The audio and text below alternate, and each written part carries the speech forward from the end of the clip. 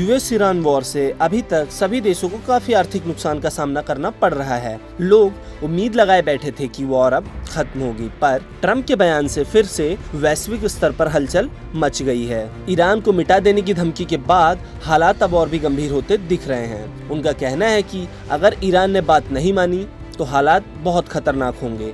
अब देखना होगा कि क्या ट्रम्प की बोली गई बात सच होगी, क्या सच में ईरान दुनिया के नक्शे से मिटने वाला है। आइए जानते हैं पूरी बात। अमेरिकी राष्ट्रपति डोनाल्ड ट्रंप ने ईरान को लेकर चल रहे तनाव के बीच एक प्रेस कॉन्फ्रेंस में सख्त तेवर दिखाए हैं। उन्होंने कहा है कि अगर अमेरिका चाहे तो पूरे ईरान को एक ही रात में खत्म कर सकता है और जरूरत पड़ी तो ऐसी कार्रवाई कभी भी की जा सकती है, यहाँ तक कि वो अगली रात में भी ऐसी कार्रवाई कर सकते हैं।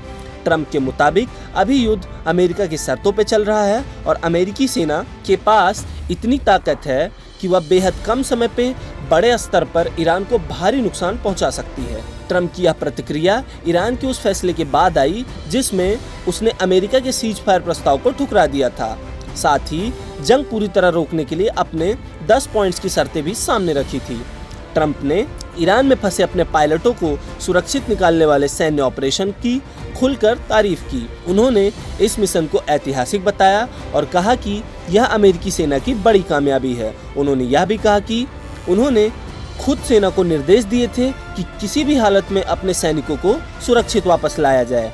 ट्रम्प ने अमेरिकी सैनिकों को बहादुर बताते हुए कहा कि अमेरिका अपने जवानों को कभी भी पीछे नहीं छोड़ता है। ट्रम्प के मुताबिक दूसरे रेस्क्यू ऑपरेशन में करीब 155 अमेरिकी सैन्य विमानों को लगाया गया है। इसमें 4 बॉम्बर्स, 64 फ्लाइट जेट्स, 48 ईंधन भरने वाले टैंकर विमान और 13 रेस्क्यू एयरक्राफ्ट शामिल हैं।